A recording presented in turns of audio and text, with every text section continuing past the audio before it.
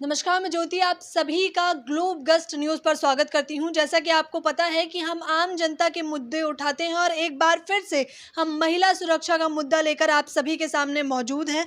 हम सभी जानते हैं कि महिला सुरक्षा की तो बड़ी-बड़ी बातें की जाती हैं, लेकिन आज भी भारत में खास तौर पर महिलाओं की स्थिति दयनीय है। तो इसी विषय पर बात करने के लिए इस वक्त मेरे साथ एडवोकेट अरफा खान मौजूद हैं। तो सबसे पहले मैं आपका स्वागत करती हूँ। बहुत बहुत शुक्रिया। मैम, आप अपने बारे में थोड़ा आम जनता को बताइए पहले। जी जैसा कि आप सभी जानते हैं कि मैं पेशे से वकील हूँ और लगातार हम लोग सामाजिक कार्य करते रहते हैं और सामाजिक कार्य में विशेष तौर पर हम लोग महिलाओं पर जोर देते हैं। महिलाएं घरेलू हिंसा जो घरेलू हिंसा की शिकार होती हैं उनके हम लोग केसेस फ्री ऑफ कॉस्ट करते हैं। कोई पैसा कोई चार्ज हम लोग नहीं लेते हैं, क्योंकि देखिए ये बड़े स्तर पर ये देखा जाता है कि देखिए बातें तो बहुत होती है, महिला सशक्तिकरण की बात होती है, महिला उत्पीड़न की बात कभी नहीं होती है। तो ये देखिए आज समाज में जिस तरीके से हमारा देश जिस तरीके से अब जिस तरफ जा रहा है, ये बहुत ही ज़्यादा चिंता का विषय है कि हर 4 मिनट में एक बच्ची का रेप होता है। और हर 4 मिनट की अगर हम बात करें तो साल में देख लीजिए कि साल में कितनी लड़कियों का रेप और बलात्कार के बाद कितनी बच्चियों की मौत होती है, लेकिन इस पे चर्चा कहाँ होती है। सिर्फ महिला दिवस पर 8 मार्च को महिला दिवस पर महिलाओं के सम्मान में उतरकर सिर्फ ये कह देना कि एक दिन सिर्फ महिला सम्मान में निकाल करके ये कहना कि अब बहुत हो गई बात अब महिला सम्मान की, लेकिन हर रोज़ जिस तरीके से बेटियां सताई जा रही हैं, घरेलू हिंसा की शिकार हो रही हैं, कहीं दहेज उत्पीड़न है तो कहीं पर मारपीट है, कहीं पर इस तरीके की चीज़ें भी होती हैं कि घर में हस्बैंड जो है हस्बैंड का रवैया जो है बिल्कुल मैम। मैम, आपको क्या लगता है जो इतने मुद्दे बढ़ते जा रहे हैं, महिला सुरक्षा के लिए भी इतने सारे कानून हैं, उसके बावजूद भी ये इतना उत्पीड़न क्यों बढ़ रहा है? देखिए कानून हमारे देश के अंदर जितने भी कानून हैं महिला सुरक्षा को लेकर के वो काफ़ी हैं। कमी है तो डेटरेंस की कमी। आज ये देख लीजिए 498 ए का जो कानून था, तो 498 ए में लगा पहले जिस तरीके से सज़ा होती थी, पहले एक अगर लड़की ये कह देती थी कि अब मेरे साथ घर में मारपीट हुई है, घरेलू हिंसा हुई है, तो पूरे ही ख़ानदान को पुलिस उठा के ले जाती थी और इसका कहीं न कहीं मिसयूज़ भी होता था।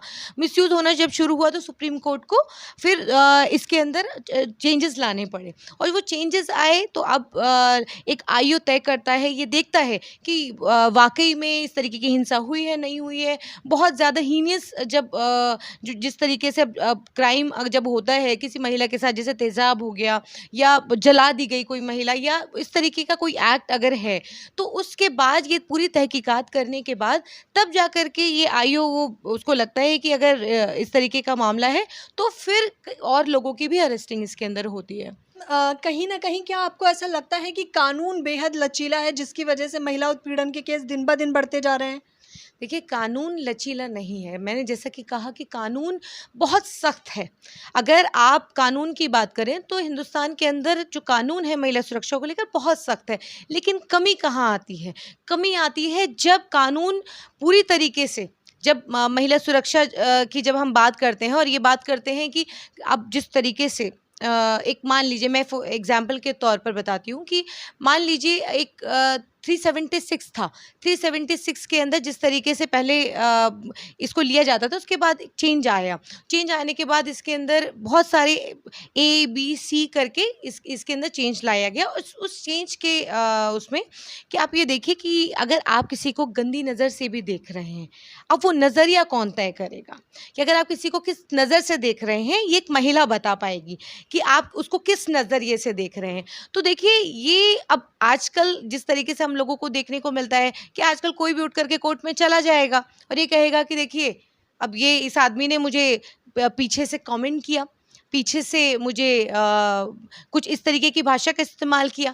तो आज ये देखिए कहीं न कहीं उसका मिसयूज़ भी है। तो जब मिसयूज़ होता है तो ये उस टाइम पे बड़ी बारीक बारीक तरीके से कोर्ट को ये देखना पड़ता है कि ये वाक़ई में इस तरीके का इंसिडेंट हुआ है या नहीं हुआ है। तो पूरी प्रोसीडिंग पूरा ट्रायल चलने के बाद तब ये बात साफ़ होती है, क्योंकि कई बार हम लोग एविडेंस को पेश करने में भी कई बार हम लोग असफल रहते हैं। इस वजह से डेटरेंस कहीं न कहीं वो छूट जाता है। क्योंकि अब वो सबूत, कानून तो सबूत मांगता है, सबूत कहाँ से आए? तो उस वक्त जो है वहाँ पर ये दिक्कतें आती हैं कि अगर एविडेंस अगर हम लोग पेश करने में नाकामयाब होते हैं तो जो एक्यूज है वो इजीली छूटता है। मैम, आपको क्या लगता है कि सबसे बड़ा कारण क्या है कि आए दिन हर एक 4 मिनट में एक रेप हो रहा है? इसका सबसे बड़ा कारण क्या है? देखिए, बहुत सारे कारण हैं। अवेयरनेस की कमी है। दूसरा मैं कहूँ कि जिस तरीके से, अगर मैं दिल्ली की बात करूँ, देश की भी बात करूँगी, दिल्ली की अगर पहले बात करूँ, तो दिल्ली के अंदर जिस तरीके से नशा चरम पर है। नशा अगर आप देख लीजिए कि दिल्ली के अंदर जिस तरीके से दिल्ली सरकार ने 850 ठेके जगह-जगह खोलने का ऐलान किया। तो आज ये देखिए बहुत आसान है, बहुत आसान है आज शराब लेना बहुत आसान हो गया है। जगह-जगह पे आप देखेंगे नुक्कड़ पे लड़के खड़े हैं। किसी को कोई डर नहीं है कि देखिए हमें कोई किसी तरीके से कोई हमें पकड़ेगा या हम जिस तरीके का नशा कर रहे हैं, छोटे-छोटे बच्चे नशा कर रहे हैं। अगर आप स्लम क्लस्टर के अंदर चले जाएँ वहाँ पे, तो वहाँ पे खुलेआम शराब बिक रही है। और उसके बाद अगर दिल्ली के मुख्यमंत्री ये एक बात कहें कि 850 ठेके दिल्ली के अंदर हर वार्ड में खोले जाएँगे, तो ये सोचिए वाक़ई चिंता का विषय है। तो सबसे बड़ा जो मुद्दा है वो देश के अंदर शराब का मुद्दा है, जो कि मुझे लगता है कि ये घर-घर राशन तो आप क्या पहुँचाएँगे, घर-घर राशन तो फ़ेल हो गया, लेकिन घर-घर शराब की डिलीवरी ज़रूर हो सकती है। तो ऐसे में ये बहुत चिंता का विषय है कि ये शराब की वजह से शराब रोकनी ज़रूरी है, क्योंकि शराब और नशे की वजह से बच्चे खराब हो रहे हैं। दूसरा ये है कि जो मुझे लगता है कि आज जिस तरीके से कोरोना काल के बाद स्कूल कॉलेजेस बंद हो गए, बच्चे घरों के अंदर अब जिस तरीके से आप सोशल मीडिया पे लगातार आप देखते हैं कि किस तरीके की वेब सीरीज़ आ रही हैं।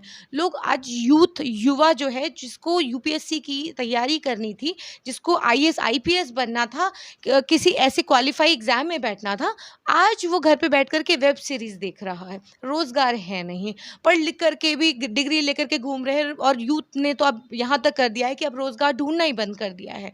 तो क्या घर पे बैठ कर के क्या करेगा वो? मैम, आंकड़े बताते हैं कि पॉर्न मूवीज़ देखने से लोगों का दिमाग भ्रष्ट हो गया है, इसमें कितनी सच्चाई है? देखिए, अब मैंने वही कहा कि हर तरीके की इंटरनेट पे वेब सीरीज़ मौजूद है, हर तरीके की। उसके आप कैटेगरी देख लीजिए, या ए कैटेगरी की बहुत सारी हैं, उसके अंदर आप एज ग्रुप तो आप नीचे इसके अंदर लिखा होता है कि अडल्ट ना देखें, लेकिन ऐसा कुछ है नहीं वहाँ पर। वहाँ पर कोई भी देख सकता है जा कर के। तो आप जिस जिस चीज़ को से हम अपने बच्चों को दूर कर रहे थे, यहाँ तक कि एक वक़्त ऐसा था, अगर आपको मैं थोड़ा-सा अगर पीछे लेके जाऊँ, एक वक़्त ऐसा था कि जब हमारे घरों के अंदर टीवी चला करता था, उसमें किसी तरीके का कोई ऐड आता था, तो हम टीवी का चैनल बंद कर देते थे। तो ये सोच कर कि बच्चे पर बुरा असर पड़ेगा। लेकिन आज ये देख लीजिए, आज बहुत आम है। आजकल जिस तरीके से सोशल मीडिया घर-घर में हर बच्चा, आज ये देख लीजिए माँ-बाप के बीच में से वो कनेक्टिविटी टूट गई है। आज बच्चा अगर घर में बैठा है, तो अगर घर में 2 बच्चे हैं, तो एक किसी कोने में बैठकर, एक किसी कोने में बैठ कर के वो अपना सोशल मीडिया देख रहा है, वो वेब सीरीज़ देख रहा है। तो बच्चों के माँ-बाप और बच्चों के बीच में भी, वो घर में रहने के बाद भी वो डिस्टेंसेस जो है वो बढ़ गए हैं। तो उसके अलावा अगर हम और ऑल ओवर चीज़ों की बात करें, तो ऑल ओवर देखिए बहुत सारी इसके अंदर चीज़ें हैं, बहुत सारी कमियां हैं। पहले देखिए जगह-जगह इंस्टीट्यूशंस हों, चाहे वो जगह-जगह इस तरीके के कोर्सेज कराए जाते थे, और हम लोग लगातार देखते थे, इस पे जोर भी दिया जाता था। लेकिन आज के हालात देख लीजिए, आज के हालात किस तरीके के हैं। आज के हालात ये हैं कि आज घर पे अगर हम लोग बैठे हैं और हम लोग ये सोच रहे हैं कि कोर्स अगर हमें किसी तरीके का कोई करना चाहिए, तो हम सोच रहे हैं कि करके हम करेंगे क्या, क्योंकि कोई नौकरी नहीं, कोई काम नहीं है। तो इसके लिए ज़िम्मेदार कौन है? सबसे बड़ा सवाल। ज़ाहिर-सी बात है, सरकार ही ज़िम्मेदार है। कौन ज़िम्मेदार होगा? किसकी ज़िम्मेदारी है? किसकी ज़िम्मेदारी है रोज़गार देना? किसकी ज़िम्मेदारी है इन सब चीज़ों पे लगाम लगाना? लेकिन आज देश में किस चीज़ पे चर्चा हो रही है? आज देख लीजिए, देश में चर्चा अगर होती है, तो देश में 2 समुदाय के बीच में चर्चा हो रही है। मंदिर मस्जिद पर चर्चा हो रही है। यूथ के ऊपर कब चर्चा होगी? रोज़गार पे चर्चा कब? महिला सुरक्षा पर मैं ये कहती हूँ कि देखिए, आजकल सड़कें, अगर आप सड़कों की अगर हम बात करें, तो जगह-जगह पर टोल वसूले जा रहे हैं। लेकिन उस टोल से आप आगे देखिए, ये देखिए कि वो टोल आगे जाकर के जहाँ पे ख़त्म होती है, वहाँ पे सड़क टूटी-फूटी, और वहाँ पे एक्सीडेंट हो रहे हैं। लेकिन वहाँ पर हर 3 मिनट में एक एक्सीडेंट हो रहा है। क्या ये इस पे कोई सवाल कर रहा है? ये बात हो रही है, इस पे चर्चा हो रही है? चलिए, आप एडवोकेट हैं, उसके नाते क्योंकि आम जनता में अवेयरनेस नहीं होती, तो अगर मैं मान लेती हूँ कि एक लड़की का रेप हुआ है, तो सबसे पहले उसे क्या करना चाहिए? प्रोसीजर बताइए, क्योंकि लोगों को समझ नहीं आता। देखिए प्रोसीजर तो बहुत सारे हैं। देखिए अगर किसी बच्ची का इसके अंदर हमें ये देखने की ज़रूरत है कि वो बच्ची, क्योंकि कानून अलग सबके लिए अलग-अलग है। अगर वो 18 साल से कम अगर कोई बच्ची है तो उसके लिए कानून अलग है, 18 साल से ऊपर है उसके लिए कानून अलग है। देखिए आज देश में सबसे बड़ी विडंबना तो ये है, बहुत बड़ी विडंबना है कि आज किसी बच्ची के साथ अगर किसी तरीके की गलत हरकत होती है, रेप, बलात्कार जैसी कोई घटना होती है, तो एफआईआर करने के लिए भी उस बच्ची को दर-दर भटकना पड़ता है। मैं अपने इलाके की ही बात करूँ, अपने इलाके की बात करूँ कि यहाँ पर ओखला के अंदर मैंने कई बच्चियों के, कम से कम दर्जनों बच्चियों के एफआईआर मैंने लड़-लड़ के करवाई हैं। गलत होता है बच्ची के साथ एफआईआर दर्ज नहीं तो होती। एफआईआर क्यों दर्ज नहीं की जाती? क्या कारण है उसका? देखिए, कारण सीधा-सीधा है कि पुलिस की जिस तरीके से नाकामी है, पुलिस नहीं करना चाहती है। पुलिस की, अब मैं ये कहूँ कि क्यों नहीं करना चाहती है पुलिस? पुलिस का ये जो नाकामी वाला जो रवैया है, वो हमेशा सामने आता रहा है। हम लोगों को 156 3 डाल कर के कोर्ट में जाना पड़ता है। तो देखिए, अगर आप ये कह रहे हैं कि प्रोसीजर क्या है, तो प्रोसीजर तो बहुत साफ़ है कि अगर किसी अडल्ट, अगर कोई महिला है, उसके साथ कुछ गलत होता है, सबसे पहले एफआईआर हो, उसकी एमएलसी हो। बच्ची के साथ कुछ गलत होता है, अगर कोई 18 साल से कम है, तो आजकल एक सुधार, जो पॉक्सो एक्ट के अंदर ये एफआईआर भी होती है। उसके लिए वुमेन कमीशन से जो महिला भी आती हैं, पूरी तरीके से उनका 161 में बयान भी होते हैं, 164 के बयान होते हैं। उसके बाद लगातार जो ट्रायल है वो चलता है, लेकिन यहाँ तक पहुँचने के लिए उसका एफआईआर होना ज़रूरी है। अच्छा, चलिए आखिरी सवाल मैं आपसे पूछ लेती हूँ। शुरुआती इंटरव्यू में आपने मुझे बताया कि आप काफ़ी सारे जो महिला उत्पीड़न के केस हैं वो फ्री में करती हैं, तो किस-किस प्रकार के केस आए हैं अभी तक आपके पास? देखिए हमारे पास देखिए दहेज से लेकर के हर तरीके के केसेस आते हैं हमारे पास, कि एक महिला को जला दिया गया, एक महिला को इतना प्रताड़ित किया गया कि वो मजबूर हो गई सुसाइड करने के लिए, मजबूर हो गई खुद को जलाने के लिए, ऐसे केसेस भी आए। एडवोकेट होने के नाते आपने कैसे डील किया उन चीज़ों से?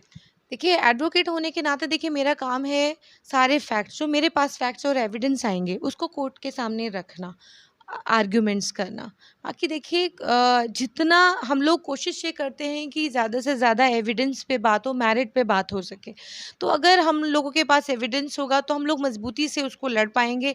और जहाँ तक मैं ये बात कर रही थी कि किस तरीके के जो महिला सुरक्षा की हम लोग जब बात करते हैं, तो कहीं न कहीं ऐसी महिलाएँ जिनको हस्बैंड ने बिना तलाक के छोड़ दिया, वो महिलाएँ भी भटक रही हैं इंसाफ़ की खातिर। वो इंसाफ़ माँग रही हैं, कोर्ट के चक्कर काट रही हैं। तो ऐसी तमाम महिलाएँ हैं जिन आज भी वो जस्टिस की तलाश में हैं, और हम जैसे लोगों के पास जब वो आ जाती हैं, तो हम लोग उनको या तो डीएलएसए का रास्ता दिखाते हैं या खुद से केस करते हैं फ्री ऑफ और कॉस्ट। इंसाफ कितना मिलता है? देखिए, इंसाफ़ की जहाँ तक बात है, हमारी कोशिश पूरी रहती है कि जो भी विक्टिम है, उसको पूरी तरीके से न्याय मिलना चाहिए। क्योंकि एक विक्टिम बड़ी उम्मीदों से वो कोर्ट की तरफ जब वो रुख करती है, वो महिला, वो इंसाफ की तलाश में जब वो घर से निकलती है, तो वो बड़ी उम्मीदों से निकलती है, और ये उम्मीदें तब टूट जाती हैं जब उसको न्याय नहीं मिलता है। हमारी कोशिश ये रहती है कि हम लोग सारे फैक्ट्स कोर्ट के सामने रखें, एविडेंस रखें, आर्ग्यूमेंट्स बेहतर हो पाए, क्रॉस एविडेंस सभी तरीके से हम लोग अपने तौर पर करते हैं। और उसके बाद कोर्ट का जो भी फ़ैसला होता है, कोर्ट वो तय करती है, क्योंकि हमारा एक वकील होने के तौर पर जो हमारी ज़िम्मेदारी है वो हम करते हैं। और जहाँ तक न्याय की बात है, आजकल फ़ास्ट ट्रैक कोर्ट है, तो पॉक्सो एक्ट के अंदर फ़ास्ट ट्रैक कोर्ट के अंदर जल्दी सुनवाई भी हो रही है, और जल्दी से कोर्ट के फ़ैसले भी आ रहे हैं। और जहाँ तक मैं बात करूँ कि कितने परसेंटेज की अगर मैं बात करूँ, तो मैं ये कहूँगी कि 50-60% तो देखिए, 70% तो देखिए इस कन्विक्शन रेट हमारे देश के अंदर बहुत कम है, क्योंकि मैं फिर से कहूँगी, क्योंकि कहीं न कहीं वो एविडेंस की कमी रहती है, जो कि पूरे ट्रायल में, जो पूरा ट्रायल हम लोग फेस करते हैं, तो कभी गवाह टूट जाते हैं, तो कभी खुद जो विक्टिम है वो खुद केस को जो है वो नहीं चाहता, कॉम्प्रोमाइज़ हो जाता है बहुत सारे केसों के अंदर, तो वो नहीं चाहता कि वो केस आगे बढ़े। तो उम्मीद यही करते हैं हम लोग कि पूरा जो ट्रायल है हम अपनी पूरी ईमानदारी से करें, बाकी जो जज साहब अपने तौर पर जिस तरीके से उनका वो फ़ैसला करते हैं, आगे पूरी ट्रायल देखने के बाद जो फ़ैसला आता है 60-70% तो कम से कम हम ये कह सकते हैं कि इतना तो कम से कम कन्विक्शन जो है वो कोर्ट से इतना विक्टिम को मिलता ही है। और इसके अलावा कॉम्पेंसेशन भी कुछ गवर्नमेंट ने कॉम्पेंसेशन दिल्ली गवर्नमेंट ने रखा हुआ है, तो कॉम्पेंसेट भी किया जाता है ऐसे विक्टिम्स को।